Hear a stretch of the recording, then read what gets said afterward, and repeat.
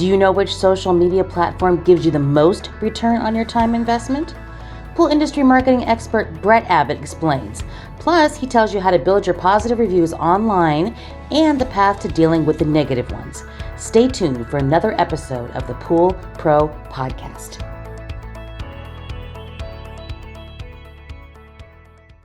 Welcome back to the Pool Pro Podcast. I'm Dave Rockwell with my co-host, Michelle Cavanaugh. Good morning. And today we're very fortunate to have with us Brett Abbott. He's a social media and marketing expert. Brett, why don't we start with having you tell us a little bit about your background and what you do? Welcome, sure. Brett. Why, thank you, Michelle. Thank you, Dave. Both appreciate, glad to be here. My first time on the Pool Pro Podcast. So I've been in the pool industry for about 15 years. I was originally an engineer working in the high-tech industry and sales and marketing and all kinds of fun stuff. And then about 18 years ago, I decided to open my own agency. And then about 15 years ago, I decided to fire all my other clients and work exclusively in the swimming pool industry. So I've been doing that now for about 15 years. Work predominantly with builders, but an awful lot with service companies as well, especially since a lot of builders also have service departments. So yeah, I'm dabbling a little bit in retail, but boy, retail's a nightmare that I just don't want to mess with. Like owning a restaurant never ends, you know? So, we hear you. But anyway, so I do marketing, just about anything and everything that will help a pool business owner succeed. That's what I tend to focus on. And social media is one of these things. But I'm going to tell you, I'm a contrarian when it comes to social media. All right. Okay. Tell you that a lot of what you've heard is not good advice. And that's why the title of my presentation is Social Media Can Help, but you're probably doing it wrong. So we'll talk about what's wrong and what's right. And so that'd be great. And my promise is this: when we're done, it's going to be a whole lot easier for you, the business owner, than you might have thought. Than what everybody told you before. Forget that. It's a lot easier than you think. That's good news, Brett. That is good news, and that's probably what keeps a lot of us from getting more involved in it, is because we're afraid it's going to be too time consuming. If we do it inconsistently, then we can do ourselves more harm than good. Right. So I'm very pleased to have you walk us through the right way to do this. Roger that. I'll jump in now. Can you see my screen? Yep. All right. Except for the folks that are out there cleaning pools, they can't see it, but that's all right. So social media, I'm going to talk about the do's and the don'ts. First, the do's, some basic, fundamental. This is a real easy concept to remember. Whatever you're putting on social media, and for the moment, I'm talking about organic social media. There's also advertising on social media, and there's certain benefits there, and we'll talk about that too. But for now, I want to focus first and foremost, good old-fashioned social media, organic stuff. So whenever you're posting something, you want to imagine that you're at a dinner party, okay? If you wouldn't say it at a dinner party, you probably shouldn't say it online. If you're at a dinner party with your neighbors and friends, you should be interesting, you should be conversational, you should be active, you don't want to be sitting there in a corner doing nothing, and you should be helpful, right? So, and be sincere, and okay, and basically be human, right? Just be a nice person sitting at a table, chatting with everybody else. That's how to do. It's not about bragging about yourself, because that's that's an example of the don'ts. That was it on the do's. Do be interesting, conversational, and be human. Some of the don'ts: don't be a salesperson. This is the classic mistake. Good friend of mine that I had to bust his chops when he did this one some years ago. He's a builder out of Arizona. He said, it's going to be hot soon in our little corner paradise. Now's the time to get your pool constructed so you can get all summer long. He got his headphone and everything. It's like he's like a radio DJ. It's time to give me a call so I can get to the pool. Like, no, that's not. If you were at a dinner party, they'd say, don't invite this guy again. So don't be trying to sell stuff. Now, don't get me wrong. There are certain situations where you can sell, but it needs to be because you're helping your friend. If it's self-serving, you're going to bomb. Another important concept: don't overshare. For the people who can't see, I've got a funny little cartoon. It shows a guy showing off his high-tech toilet to some guests. He says, When I flush this baby, it automatically posts on Twitter, Facebook, and YouTube. So that's too much information. All right. We don't need to tell them everything. Just don't get carried away. Here's another important thing, especially for you to tell your marketing people if they're making this mistake. Don't send people away. One of the great things about social media is that it can get your visibility up for free, and then people discover you and come to your website. Well, a lot of people, and I'm gonna badmouth the marketing industry for a minute here, okay? Because here's what happened. When social media first came on the scene about 10 years ago, all the marketing folks would go, wow, this is it. This is the next generation. Websites are going away. It's all going to be social media, advertising. Everything's dead. Everything is going to be only social media. They got carried away. And then whatever is out there, you got to be doing everything. No, you don't. In fact, you probably shouldn't. And so some of them fell into this trap of, on the website, well, you got to put all your social media on your website so people can get to that. Well, I don't mind if people want to go to your social media site, that's fine, but don't encourage them to leave your website. I mean, the whole point of media is to get them to your website. And if you say, no, leave my website and go check out my Facebook page. What are you, idiot? No, they're in your store. You don't throw them out. It's like, so don't send them away. And don't expect miracles. It's not, you're not going to win the lottery. Your video's not going to go viral. Don't count on any of that stuff. It's just some good core level fundamental stuff. Now, what I'm showing on my screen is, what would you say, Dave? Is about 100 different social media groups or operations, Michelle? Yeah. It's a bunch. So what you need to do is just first get signed up on all of these. No, actually, you don't. Don't assume that all social media are right for you. So we'll talk specifically about service. Oh, that's interesting. Look, Nextdoor jumped in there, right in the front. So that was a gimme. Now we're gonna play a little guessing game. Now, people who can't see the screen will have to guess. But Dave, you go first, and then Michelle. Michelle's younger, so she's going to be better at this. The younger you are, the better you are at social media. Fact of life, okay? Us old people just need to accept it and deal with it, okay? So Michelle, we expect you to win. So Dave, you get to guess. When I bring up a logo, what is this one? It looks like an F to me. What would that be? That's Facebook. Right on, Facebook. How about this one with a G on it? Something to do with Google. You are right. Michelle, what's we going to call that one? I have no idea. Well, it looks kind of like a business, right? This is Google My Business. Oh, that's Google. I didn't even know what the icon looked like. I've never seen it. Yeah, that's why you're here on this. I know what Google My Business is, however. I will say that. It's so important to be on these podcasts because you'll go through life not knowing what the Google My Business logo looks like. How about this white triangle on a red background? That's YouTube. That's our go-to. Yay, Dave. Get you some. Yeah. How about this funny little green thing? Hulu. Hulu. Nice try. Is it House? That is House. That is the new logo for House. See, it's kind of, it's an H, a lowercase. Yeah. Looks like a house. Yeah. Cute, aren't they? Oh, they're so cute.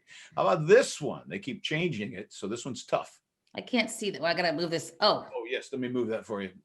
Uh, that is the, so it looks, it's a balloon, right? Like someone talking, which is really odd because it's actually, neither one of you know this one, right? I don't. Yeah.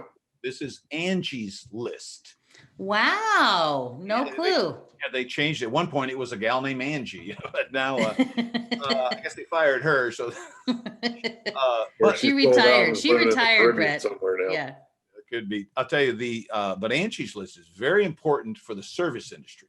Okay? Yes. So we aren't going to ignore that one. How about this little blue bird? What would that be? Twitter. Right on, Twitter. And the P? Pinterest. Hey, Dave's crushing it, huh? How about this strange thing? Instagram. Right. Wow, Dave. Hey, wow. And how about this? LinkedIn. LinkedIn. That is correct. And then, of course, Nextdoor. So, good job. I think the only things we struggled with were House and Google My Business. Oh, Angie's List, of course. I'd like to go through these one by one. We'll go through them quickly, but just because basically some of them you need to do things with. I shouldn't say need to. You don't need to do anything, but here's kind of the overall reason we're even talking about this. There are some advantages to taking it to doing some free stuff on social media. It can raise your overall visibility. Like I said before, it's not going to work miracles. You're not going to go from page 50 on Google to page 1 on Google because you started posting on Facebook. That's not going to happen. But it's a little thing. You know, there's 200 things that Google looks at. This is one of 200 different things. So putting it in perspective, how to use Facebook. This is what, so for builders, and I realize you probably don't have many builders on this call, but if you're a builder or if you're doing a big renovation, it makes sense to post the project, the work in progress on Facebook and tag the homeowner in the picture, because when the homeowner is tagged, then they get an email notification that says, hey, you've been tagged in a photo. And they go, what? And they go, look. And even though they're not in the photo, it's their backyard, it's their swimming pool. They know what the heck. They go, oh, that's my pool. So what do? They like the photo and they post the photo on their own page. And they probably say something like, finally getting the pool remodeled and they're adding a cabana and an outdoor kitchen. I can't wait. And then all their friends say, oh, you bitch, you're so lucky. You know, all this chatter back and forth about the project going on in her yard. And so you're not bragging at all, just saying, well, we're scraping off the old plaster and getting ready to replaster tomorrow, blah, blah, blah. They should be swimming again by Sunday, whatever. That just no bragging, just a simple status update. And it kind of it's interesting to the homeowner. That's why that makes sense. Now, Brett, before you move on though, don't they have to get some sort of permission? Yes, before they do that? Right. So the truth is that if your client hasn't liked your Facebook page, then you really can't tag them anyway. You can only tag friends. So if it was me, and this is what I tell builders, if I'm meeting with a builder, if I'm a builder and I'm meeting with a homeowner, I would say, hey, great, looking forward to get started. Thanks for this check. Baby needs new shoes. We're all excited to have your money and to build your pool. By the way, have you ever heard of Facebook? Are you on Facebook? And of course, well, sure we are. Yeah. Okay. Well, if you will like our page, then I'll have my project manager post updates of your project and he'll tag you in it so that you'll get notified. You can be at work and you can see what we're doing, even if you're not there. And they say, oh, well, that's a great idea. And if they happen to say, oh, no, I'm a very private person. Well, fine, then we won't do that. Yeah. Okay. That's a good point. Yeah. Now, some of us as service companies do the startups for these builders. And so this is a great chance for us to just take over and kind of build on the publicity that's already started on this pool. Like this great pool went in and we're doing the start. I mean, I sort of ride the backs of the builders I work for all the time doing that with their permission, and some of our jobs have strict non-disclosure, so we have to be careful. But if you go transfer right into, this is a great pool and I know how to start it up, that's a great message to send out. Yes. Dave, excellent suggestion on the startups. I really hadn't thought about that because your startup is typically going to take a couple of weeks, right? A month.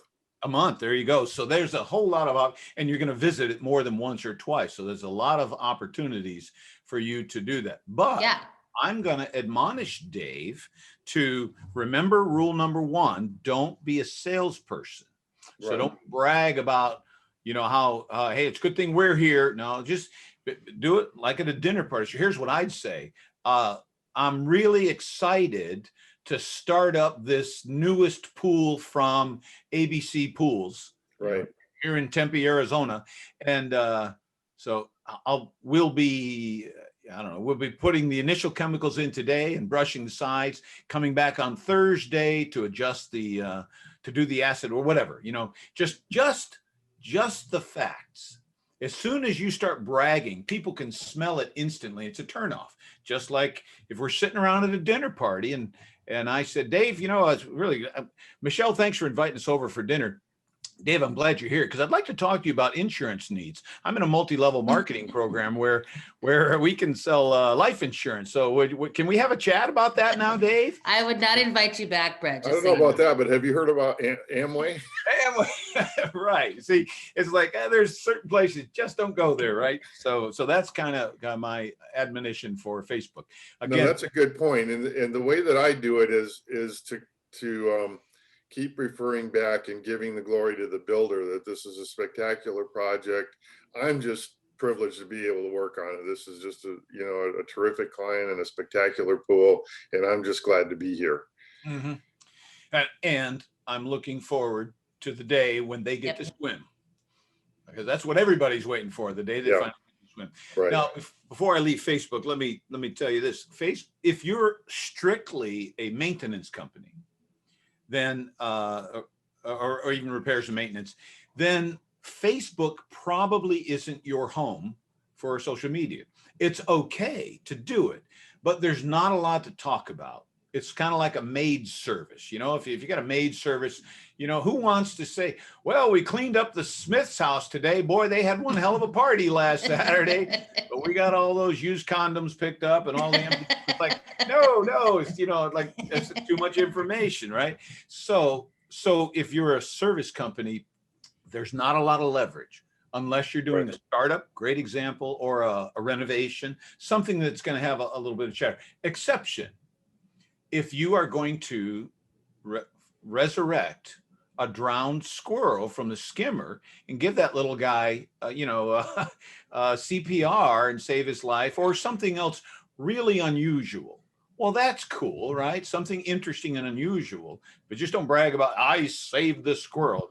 And they didn't. You know what I'm talking about, right? It was about last year. Well, that was a great story because that was cool. So if you see something really interesting, but don't, if you're just a service company, just a maintenance company, don't expect to be able to promote much or anything on Facebook. The way most of the service industry uses Facebook is there are a number of groups where pool pros interact with each other and say, well, have you ever seen this problem? What happens if you do this? Yes. Which is a great way to use it. That's a great way to use it. Yeah. Showing the animals they fished out of the pool, the poisonous snakes laying around. Yep. So that's generally, there's actually some huge and really beneficial communities on Facebook to assist, where we all kind of help each other out and try and elevate the industry a little bit by sharing information. Excellent observation, Dave. I agree 100%. I've seen quite a few of those organizations. In fact, I'm guessing Pool Pro Podcast might have your own group on Facebook. We have a group, Pool Pro. There you go. So, but I will tell you, as a marketing guy, my primary focus is not the educational inside, but what are we going to do with the public? That's what, what are we with regarding your image and promoting your company? That's my primary area of focus. And we'll tap Dave on the shoulder when he's got the educational side, because that's good stuff. There's also, social media with Facebook. If you've got photos on your website, you can let them like the photos. That's a good thing. But I'll tell you, the real power in Facebook right now for any service company, almost any company, advertising in Facebook has turned into a monstrous, wonderful animal.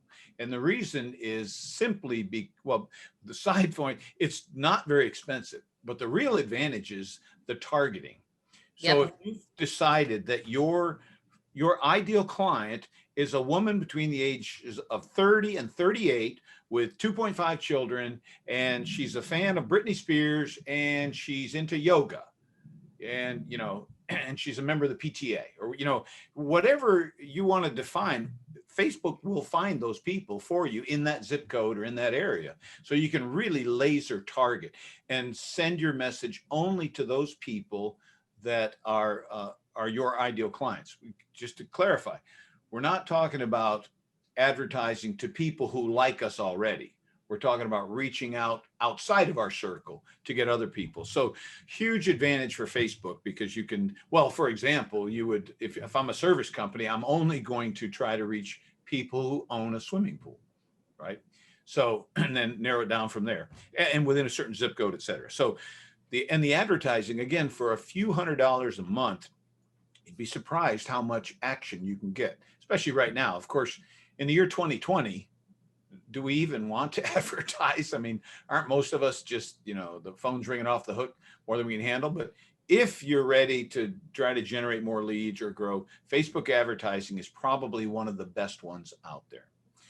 I'm moving on now to Google My Business. This will get faster, okay? We spent the most time on it. Google My Business is vitally important for any business, no matter pool industry or otherwise. Everyone should have claimed their Google My Business account by going to Google. If you don't know what I'm talking about, then pull up your name. Actually, you could just go to Google and say Google My Business, and it'll take you right to the page where you can enter your phone number and it will identify your business. And if your business has not been claimed, then you need to do that. You need to claim your business and then take responsibility for it. Not just take responsibility, but you need to put your hours, make a connection to your website, upload photographs of your people or of jobs, beautiful pools, whatever you want. I happen to be showing one here. So here's Sutherland Pools on the right, and you got all these great photos that you can see. And here's a guy out of Atlanta, Georgia, and the only photo that's showing up is the back of his building from Google Streets. And you see there's all kinds of junk back there. It's like, okay, he wasn't paying attention. It's like, you need to pay attention to this stuff. So, and besides, if you ever get a negative review or anything like that, this will notify you. And this is also where you can reply to those negative reviews, or to any review, actually. That's where once you log in, you can manage your reviews from there. So again, you got to claim your listing, add your company description, hours of operation, photos, videos. You can also upload videos, and you can't upload reviews, but this is where you would send people. Well, you just send them to your Google listing, and then from Google My Business, you can manage your reviews from there. Okay. Now, House is a place where basically it's homeowners who are looking to do home improvement, right? It's kind of an interesting social media. So we know they're homeowners, and they may be wanting to do a patio or refurb their pool or something. If you're a maintenance only company, I would say don't waste your time with House. If you are doing renovations, this is a great place to show before and after, and describe a little bit about what you did, because House has, unlike a lot of social media, has a local feature. You can find a local pro. You can advertise there too. I've seen mixed results. I've seen good results with advertising, and then sometimes not so good. It varies, but it's possible. It's totally free, just like everything else we've talked about. Signing up for these guys are all free. Post only your best stuff. This House, we don't want to flood 1,000 photos. We just want really nice before and after photos. And in fact, back to Dave's point, if you just did a startup of a brand new pool, well, yeah, you could post that one too, and say, oh, here's another great pool from ABC Pools. We just started this up, and they got to start swimming on Sunday, whatever. And you may get questions from people who are not even remotely possible to be your customer. You may be in California and they're in New Jersey, and they want to know what kind of pavers you use. Well, be nice and tell them what kind of pavers you use, because everyone else is watching. So you need to demonstrate. It's like the dinner party. They may not be in the conversation, but they're watching how you react. So be a nice person, okay? Advertising, as I say, is optional. YouTube. Dave, you said this was your go-to, or maybe Michelle, maybe both of you kind of got real excited when you saw this because you wanted to watch cat videos, right? I could see it in your eyes. Dave, what was it about YouTube that you were saying it was your go-to? Well, this is where we post our podcasts that have visual aids, like this one will be on YouTube. Right. It's a great place to do little how-to videos, or take videos detailing things about pools and showing people. It's a way to help people, as well as sort of subtly showing people what your experience level is and what you know. Good. Or just the fact that you do know what the heck you're talking about. Yeah. Agreed. Absolutely right. Now, my admonition is, if you have videos and or if you're going to create videos, just like Dave said, great, create a channel, post the videos.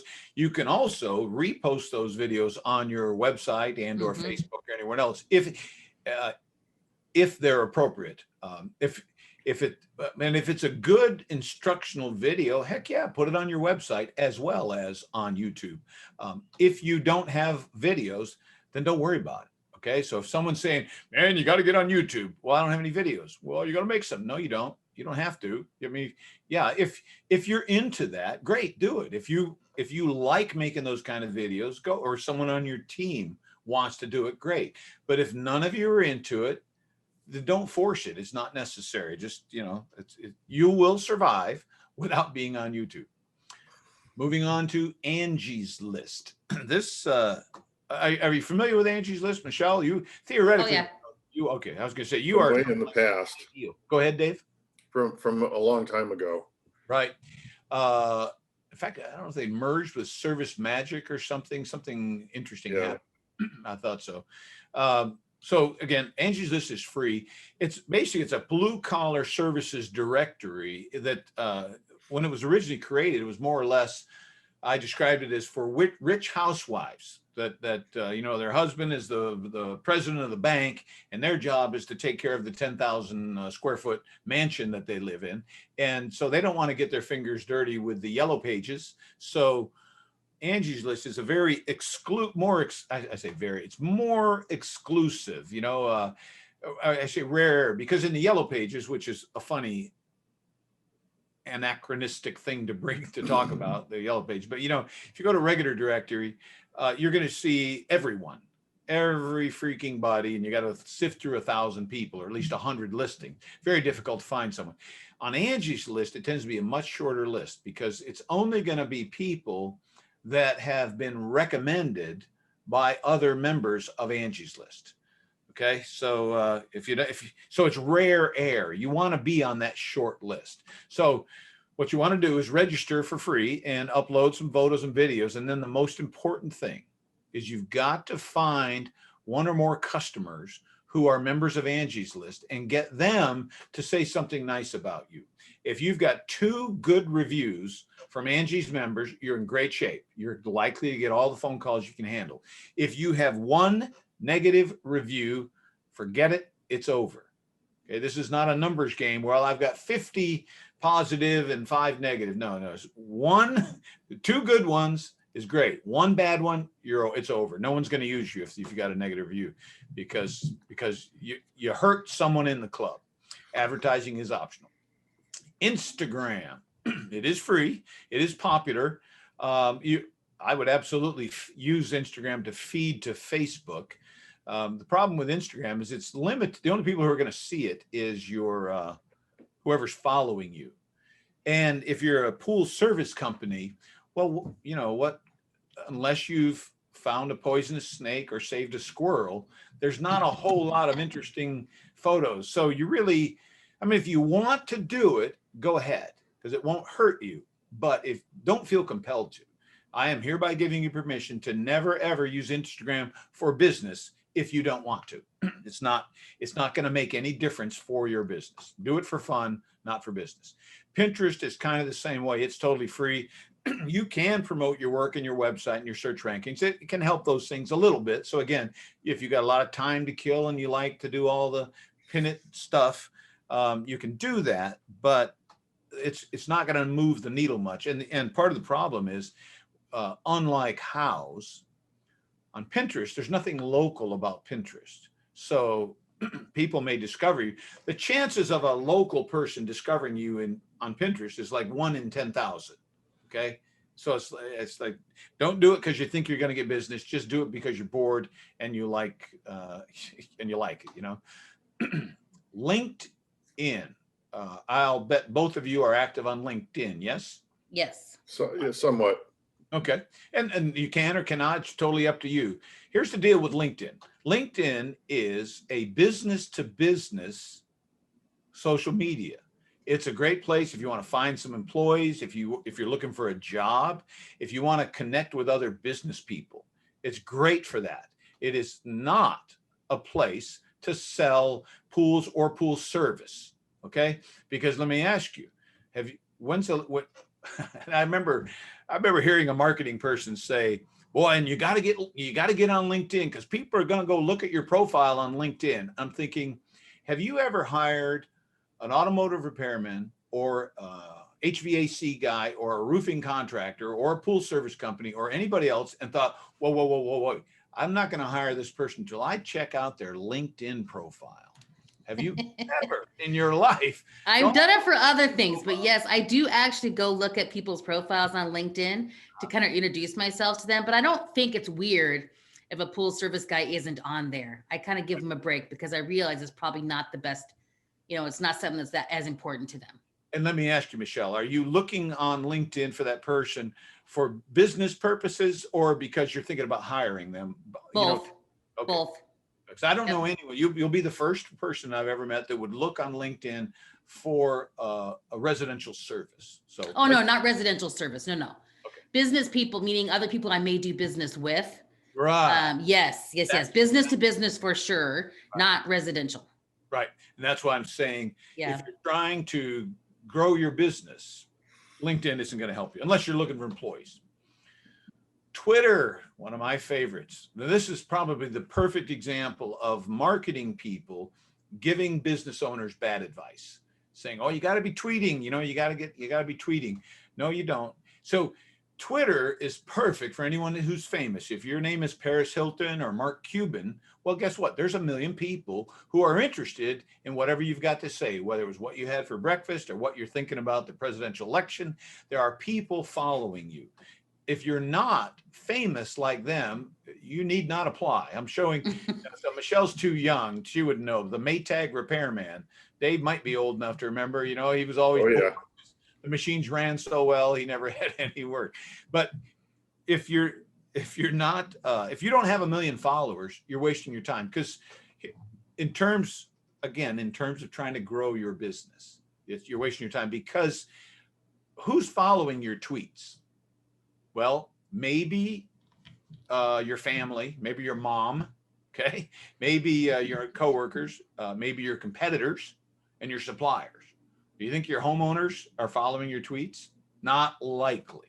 Well, and more importantly, the homeowners that you hope to win as new business, well, they have no idea who you are. They're not going to be following your tweets. And I certainly wouldn't make a decision to hire someone by signing up for their tweets. It's just not from a residential service standpoint.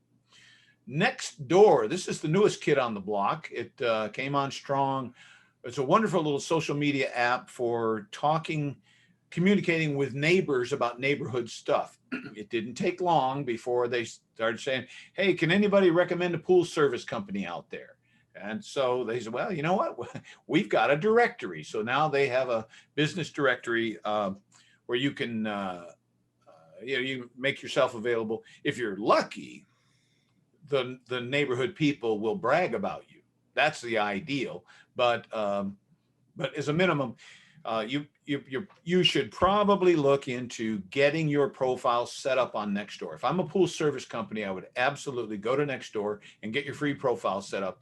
Look at the advertising options. I have zero data right now to be able to tell you whether or not I think it's going to work. I think it's got potential, but it's one of those things you'll never know. We'll never know until people start spending money on it. Okay, so that it's that new. It's only come out in the last month or two.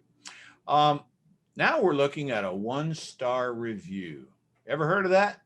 I'm sure. Yes, Yep. I have. Dave and Michelle have never had a 1-star review, but you've heard about other people getting 1-star reviews. So let's talk about what to do when the crap hits the fan, shall we? That would be great. And Brett, one of these social media outlets that I didn't see up there yet is Yelp. Oh yeah, I took Yelp off a while back, and I was kind of struggling with it. I was tempted to bring it back, but because Yelp is a weird animal. I'm glad you brought it up. Yeah.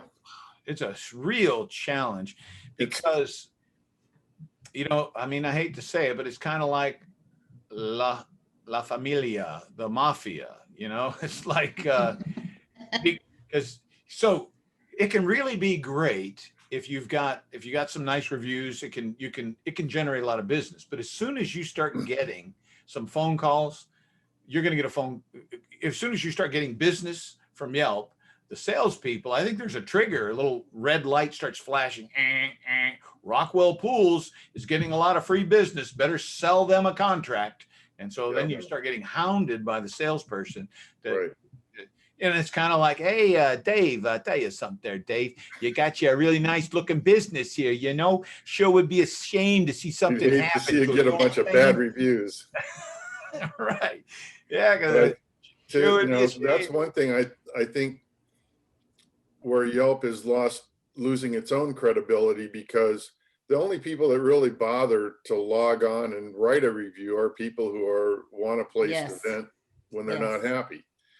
And that's where that's kind of one of the things that prompted us to want to bring you on is what do we do when we get a bad review? And now that I'm seeing these other sites, I'm seeing the places where we need to be very careful with that. But it's going to happen. You just don't make everybody happy all the time. And so what do you do, and how seriously should you take it? And if you take it seriously, how do you handle it? I'll tell you exactly. What a setup. Michelle, would you please hand Dave a $20 bill for setting this up perfectly for me? I'll take it. You absolutely must take it seriously. I'll tell you exactly what to do. On my screen, I was just showing a quick concept. I got 10 thumbs up and then 1 thumbs down, 1 big thumbs down. And this represents the concept that 10 attaboys can be wiped out by 1 all crap, right? So it's kind of a ratio of 10 to 1. For every 10 positive review, for every negative review, you need like 10 more good ones to kind of push it down. That's kind of the general ratio. So somebody figured that out a long time ago. So what you have, so you need as many positive reviews as possible. By the way, I guess another reason I've kind of backed off on Yelp is because I agree with Michelle. People aren't taking it as seriously anymore. Google is the real powerhouse for review, because you don't have to go somewhere to go see the reviews. As soon as you do a search on the internet on Google, unless you're one of the rare people using something other than Google, you see the stars instantly. Even if you're looking at the map and figure out how to get there, you see the stars instantly. So that's where it really matters the most. So we absolutely need to respond to negative reviews, but I'll talk about that in a second. Another option, well, again, option A is to flood as many positive reviews as possible. There's probably a dozen companies out there that you can hire them for a couple $100 a month or more, and they will proactively help you get more reviews. Some of the ones I've had, I've seen good success. Broadly.com, they do pretty good. Bird Eye, especially in the service industry. I'll elaborate on that in a second. Scipio's pretty good, a little, probably the least expensive. Podium is also pretty good. Now, the thing I don't like about Podium is that they think they're better than everybody else, when in fact their features really aren't that much different. They say, oh, but wait, we have the ability to text. Well, they all have the ability to text the customers, okay? And generally speaking, almost all of them have that. And well, we have a special algorithm. Well, they've all got special algorithms, right? So Podium is a great product, but I think it's a little overpriced. I have not seen them bring any added value beyond what the others are offering. Now, if I'm in the service industry, I think I'm going to go with Bird Eye because it's a little more hands-on. But I had a guy down in Houston, a client of mine, that he was struggling. He had about 5 or 10 reviews, and we needed to get him up into a safe zone, like 50 or more. So he signed up with Bird Eye, and what he does is every time he finishes a repair, then as soon as he got out to his truck, he took out his phone and opened the Bird Eye app and hit boom, because the person is already in the app, and he hits send to send a little message. It says, So I understand you just used ABC Pool Service. Can you tell us what you thought? And and it gives them instantly a chance to write a 5-star review. And he just walked away. All right, so it's never more fresh on their minds. So he said he got a very high hit rate. He would get to the truck, and before he started the truck, he would send it, and then boom. So he got like 55 5-star reviews inside of a couple of months. Okay, he's like turned the whole situation around. Now he's in great shape. So Bird Eye is I think it's the easiest use, as long as you don't mind doing a little bit of the work yourself. You just got to be proactive with it. You can turn your situation around.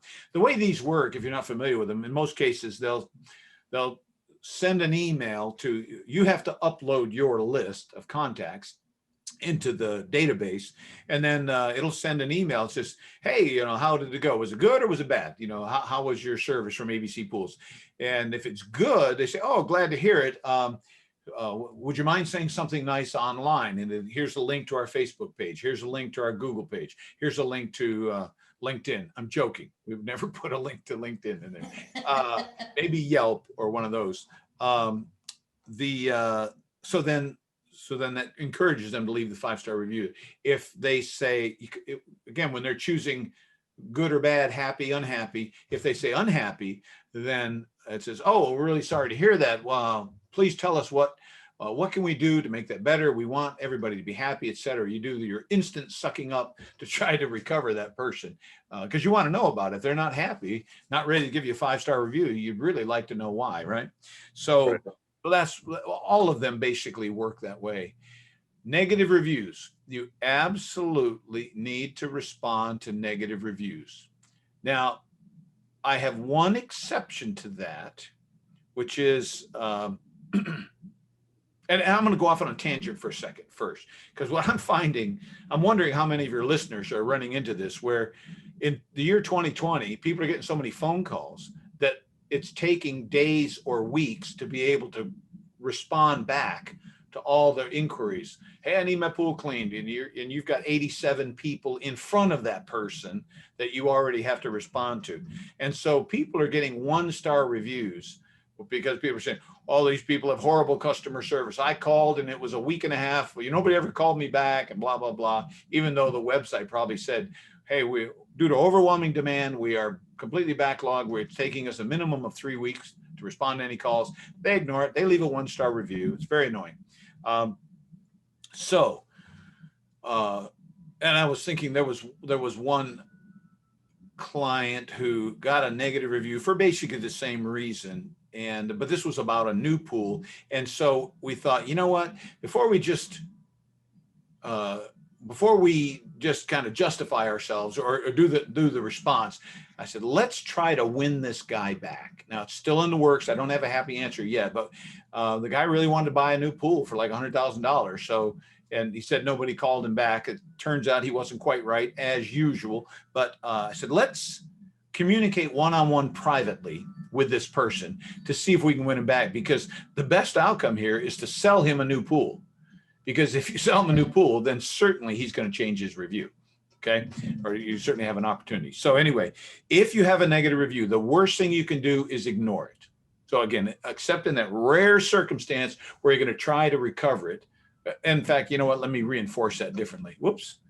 I'm sorry. I jumped ahead. So let me go back to this. Let's focus on this whole negative review thing. The couple of crucial rules. You do need to respond. Again, let me back up. The first thing you ought to try to do is resolve it offline. As soon as you see the negative review, call that person. Hey, I saw the review. I'm really sorry to hear that. Boy, you know what? We want everyone to feel like they got 5-star service. Can you please tell me where we dropped the ball? What did we do wrong? And be ready to fall on your sword, okay? Because when people are angry, they want to vent. They think, oh, you jerks, you don't listen to me. I called your office and she was real short with me and blah, blah, blah. And they're all angry. So there's 3 magic words. I talk about this when I teach customer service, customer satisfaction. But so I'll tell you this, the 3 secret words. Yes, you're right. hey, my pool is dirty and this happened and that happened. Now, maybe 90% of what they said is totally false. But the correct answer is yes, you're right. If that really happened to you, that's horrible. You should not have to deal with that. In fact, I teach in this course that 5 different ways you need to say, yes, you're right, 5 different ways. And this, by the way, applies to any argument. If you're in a marriage and you're arguing, well, you know, I guess the corollary is yes, dear. But it's yes, you're right. 5, you know, you're absolutely right. That's number 1. Shouldn't have happened. I agree with you. This is totally wrong. That, you know, we must have made some kind of horrible mistake. And I'm ashamed that you had to go through this. You know, I keep saying over and over and over again that I hear you, you are right. Because after about the 5th time that I tell you, you are right, they're like, okay, good. You got it. You heard me. Great. And now both of you, now you've defused the anger. They don't feel like they've got to beat you up to get you to listen to them. You've proven that you're listening to them. Now, how can we solve this? Right? And then you look for a solution. Now, I know a lot of pool companies who will go out of their way to throw extra money at it to turn a 1-star review into a 5-star review. That's a business strategy. Whether you want to do that or not, that's up to you. You know, I'm not saying it's right. I'm not saying it's wrong. But you know, it's nice to have a whole bunch of 5-star reviews. I would say that it's worth a try. Maybe because maybe you can do it without having to throw any money at it. But I would absolutely explore that first. That's the best way to get rid of a negative review, is have a one-on-one conversation. Probably should be the owner of the company. If you have more than one person in your company, it just feels better. If I get a phone call, because maybe Joe's been working on my pool forever, and I get a call from Dave. This is, hi, Dave. Hi, Brett. My name's Dave. I'm the owner of ABC Pools. My guy, Joe, has been working for you for a couple of years. I saw your review. I'm really sorry to hear that things aren't working out. Can you tell me more about it? Because you know what? I want everybody to have a 5-star experience, blah, blah, blah. When it comes from Dave, I think, oh, okay, this is not some employee trying to justify what he did, right or wrong. This is the owner of the company calling me because obviously he cares about me and of course his reputation. It resets me. I have a different, as another business owner, I'm thinking, okay, well, let me hear this guy out. They went straight to the top and had the owner of the company call me. All right, I'm gonna give you a chance. You got a much better chance if the owner calls. Next, it's got to be non-emotional. Now, I know that's the tough one, especially because if you can't work it out over the phone, then, and it's going to stay, then you have to at least respond to it. And you absolutely have to have 0 emotion. It's got to be as short as possible, as factual as possible, because here's what's going on. You've got 2 conversations going on. Well, there's a conversation going on between 2 people. One guy says, this company sucks. And then there's you. And then there's 1,000 other people all looking, reading, saying, ooh, this guy says they suck. I wonder what they're going to say.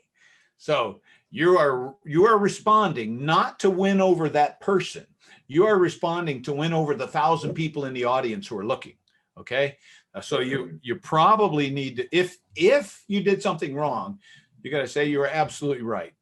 This was totally wrong. And in fact, that's why we fired Joe. We had to let him go. We discovered that he had done this at several locations. We have 0 tolerance for that. He's out of here, and we've replaced. So, because if I'm reading that, I'm going, oh wow, she fired the guy. And you told me that you care about, you respect. You said yes, you're right. Okay, then that for me is a thumbs up. That 1-star review is now a thumbs up in my mind. I'm like, okay, wow, they responded exactly the way I would hope they'd respond if it happened to me. Now, what about when it's bogus? So then it's a little dicey. You got to be a little careful, or when they're lying, because if it's, let's go to the other extreme. If it's completely bogus, like it's an ex-employee or maybe a competitor, then we have to, again, very professional, say, we're not sure who you are. As far as our records show that we've never serviced your pool. please Right. contact our office. We'll be happy to take care of it. Boom, that's it. If you are a customer, please contact our office. We'll be happy to fix this. Something, boom. Because then if I read it, I'll go, oh yeah, okay, this is probably bogus. Because what I failed to point out is, you know, when there's a fight going on, usually these negative reviews are pretty, not usually, sometimes they're pretty crazy. Like, oh my God, they took our baby and they threw him over the fence. They kicked our dog. They smashed my windshield. You know, there's like, okay. So we want to look like the calm, cool, collected, intelligent person. Then everybody goes, okay, obviously that's the wacko. Okay. not the business owner, because we all know there's some wackos out there. So that's kind of the goal. If it's somewhere in between, again, what you don't want to do is you don't want to start a dialogue online, right? You just want to say enough to appease everyone else who's watching. The best solution is to try to resolve it over the phone or face to face. If over the phone doesn't work, I would absolutely drive out there to meet with a person. And I would tell them, how much I care. I mean, this is very important to me. If you're not happy, I mean, I lose sleep at night when my clients aren't happy. And so, sir, if you could, I'll meet you after work, whatever time. I would love to come out. I want you to show me what they did, because I will absolutely take corrective action. There is no way I want to run a company that behaves this way, that makes you feel the way you feel. That I feel horrible about this. I want to fix it. Right? That kind of an attitude will tend to at least. They're looking for a confrontation. So the last thing you want to do is give them one. Right. And it's been bad customer service experiences that put them in that mindset, you know, being on those bad calls and stuff online. That's what you don't want to do, is give them a confrontation, because that's what they want. You're exactly. And you are the bad guy, you know. You're exactly right. It's well, they're used to losing. That's why when they say, and you say, yes, you're right. They're like, wait, what? You mean I don't have to fight? What? That's why you say it 5 times, because then they go, wow, he really did understand. Great little secret. Yes, you're right. It's hard to. The other part I teach in that class is this is why you want to have the business owner do this, because a lot of people want to say, well, yeah, but here's my excuse why I'm not really in trouble. And yeah, but will get you. Yeah, but means the argument is going to continue. Yep. I hear you, but you're still wrong. So we don't get into that. I realize we ran kind of long here. So I don't. There's one last thing I want to mention about social media. It's probably smart, especially if you're having trouble with occasional negative reviews. You should think about a monitoring service. Now, not everybody needs to do this. And in fact, with some of these services like Bird Eye and Broadly and Podium, the monitoring service is built in. All right. So they'll notify you whenever they pick up, they'll be monitoring for a negative review or a positive review, and they'll let you know so you can respond quickly. So that's smart. Do you need one by itself? Hootsuite is a pretty good one for managing that kind of stuff. But if you don't have a lot of 5-star reviews, I would say sign up for Bird Eye or one of these similar ones, and get more 5-star reviews and use their monitoring service. Once you're up where you need to be, then you can back off on that. So that's really what I wanted to cover. And I see I did take a full hour, or darn close to it. Am I in trouble for going over? Not at all. No, we can actually break this up into 2 segments if we have to. Okay. But this was really good stuff. We appreciate it very much. Absolutely. Any questions for me? So just to revisit,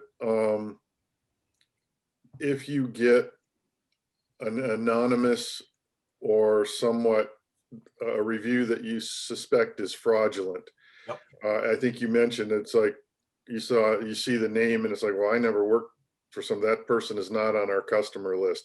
They made a charge, a claim that we did something that we just don't do that. Right. What's the best way to tackle that one? Right. So yeah, I'm glad you brought that up, because here's another little trick. The concept is that people tell the truth with specifics, and they lie with generalities. Okay. So we want to get as specific in our response. We want to get extremely specific. We want to look at every word they said and find something in there that says, oh, well, that's impossible. You know, for example, for one example is all of our vehicles have tracking, because this jerk in his truck, he ran me off. I was over at such and such at this location. And I said, well, all of our vehicles have GPS tracking, and our records show that none of our trucks were anywhere near that location on that day. So not sure, maybe you have us confused with someone else. And that's kind of all you got to say.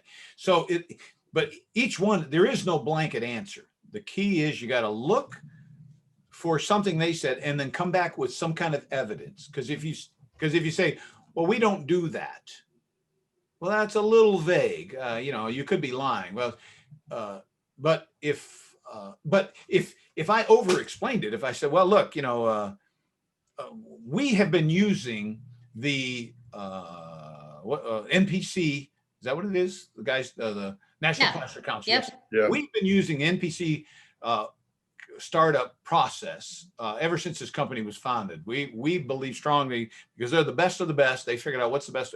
By the way, I know that that's not necessarily true, and that half of the world says no, that's a bad startup. Do the other startup. But anyway, you could use something very specific. We use the such and such startup that calls for this. So they have a certification process. And if you've gone through that class, you can say, I am NPC certified to start up pools. That's right. In fact, I would say as an NPC certified technician, I know there's only one way we start up a pool. It involves this, and then, this amount of this, and then this amount of this, and then this amount of this. That's the only way we do it. So what you're describing doesn't sound right. And all right, so that's, again, throw as much facts on it. We don't want to go too long, but don't be so short that it sounds like you're just fibbing back.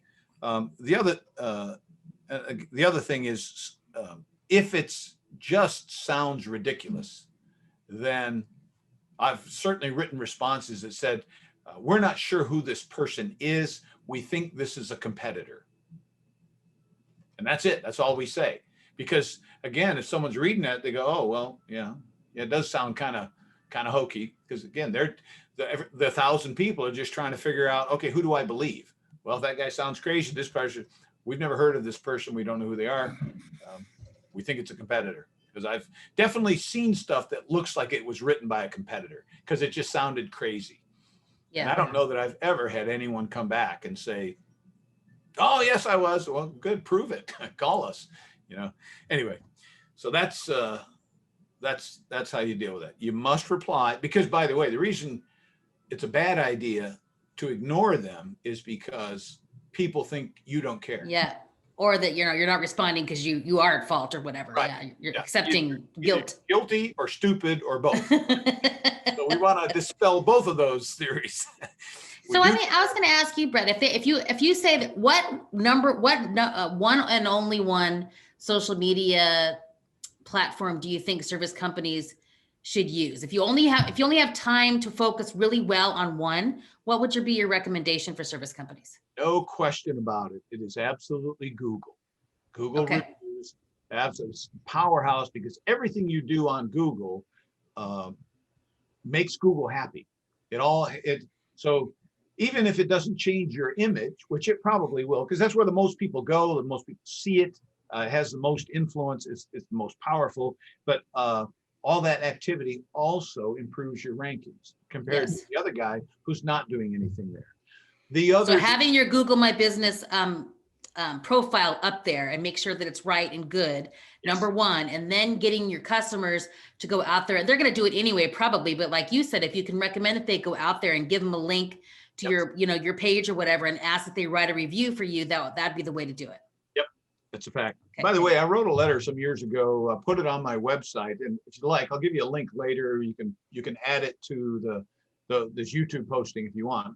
I'll give you a link to a generic letter I wrote that great, give to your customers and say, hey, we really appreciate what you said about this the other day. Would you mind putting that on our website? Here's a link to, not our website, excuse me. Yeah. writing that online, and you give them a link to your YouTube page, you give them a link to your Facebook page, and whatever else you want. So I'll give you that link afterwards so you can share it with That'd me. be great. I And if put- they want some additional services, like you were saying, maybe SEO optimization, or how do you get more people to your website through organic search? Right. If they need an expert in that area, Brett, what is your recommendation? Well, you got to call me. That's what I specialize in. I mean, and don't get me wrong, maybe Yeah. they don't need to hire me, but I've been studying this industry for so long. If you're a business owner in the pool industry, you can come to me with any challenge, and I'll share with you what we've learned over the years, what works. And I may tell you, you know what, you need to hire that guy over there, or maybe that gal over there, or maybe you don't need to do anything, but or maybe you'll want to hire me, but it all depends. It's Yeah. people can have a conversation with me for free. So Gotcha. I guess the secret is I should tell you my website, huh? That'd be great. Yes, please do. Pretty easy. It's poolbuildermarketing.com. Poolbuildermarketing.com. Now, again, I know pool builder, it's in the name, but we do work with everybody in the pool industry. We just happen to brand on pool builders. So Yeah, which makes That's sense. And your website, your email and your phone number are probably all on there too. So if they want to call you or send you an email or whatever, they can do that from your website. yes, absolutely right. And in fact, you can even go to the contact us and schedule an appointment, and you Oh, can fantastic. free 30-minute appointment with me. And that puts it on my calendar, which means I can't get out of it. I live by my calendar. So if it's there, I have to be there. So you can get me for free for 30 minutes. I love it. We got Yeah. you for free for an hour, and we really appreciate it. I know, right? We didn't even have to go do that. All right. Yeah, I can't tell you how valuable this is, Brett, because people, this I is think this is an terrific area stuff. where a lot of folks struggle. So this is really valuable information. We really, truly appreciate you being on today. My pleasure. It's a joy talking to both of you, and maybe we'll find another topic to cover at some point in the future. That We would be love that. fantastic. Thank you. Thank you. Bye now. A new voice in the industry, a resource for all, education for you.